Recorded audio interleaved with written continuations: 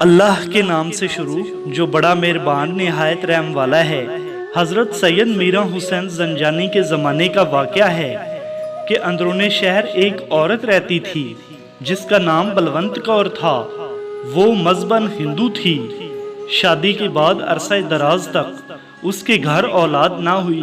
اس نے اپنے عقیدے کے مطابق اس زمانے کے بڑے بڑے مشہور جادوگروں اور جوگیوں سے اولاد کے لیے تویز گنڈے کروائے، لیکن کچھ نہ بنا۔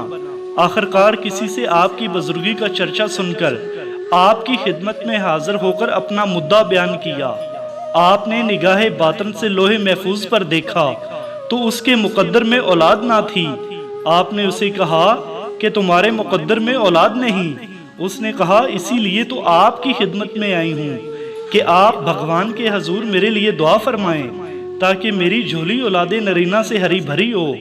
آپ کو اس عورت کی حالت زار پر رحم آیا اور آپ نے اللہ کے حضور اس کے لیے دعا کی۔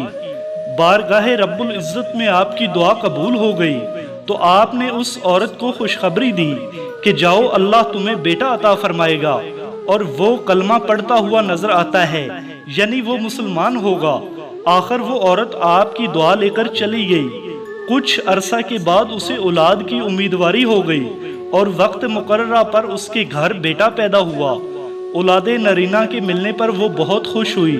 جب بچہ چند ماہ کا ہوا تو وہ اسے لے کر آپ کی خدمت میں سلام کی غرض سے آئی اور آپ کی دعائیں لے کر واپس لوٹی، لیکن اللہ کو منظور ہی ایسا تھا کہ کچھ عرصہ کے بعد بلونت کور مر گئی۔ بچہ پلتا رہا۔ بچے کو کیا معلوم تھا کہ وہ کسی اللہ والے کی دعا سے پیدا ہوا ہے۔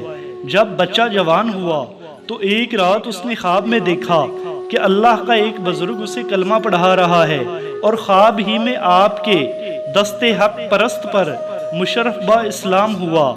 جب وہ بیدار ہوا تو بڑا حیران ہوا کہ اس کے ذہن پر گہرا اثر ہوا اور خواب کی تعبیر میں متفکر رہنے لگا۔ آخر ایک دن یوں ہوا کہ آپ اندرون شہر تبلیغ کر رہے تھے کہ وہ لڑکا بھی ادھر آ نکلا۔ اس نے جب آپ کو دیکھا تو اسے یاد آیا یہ تو وہی بزرگ ہیں جنہیں میں نے خواب میں دیکھا تھا۔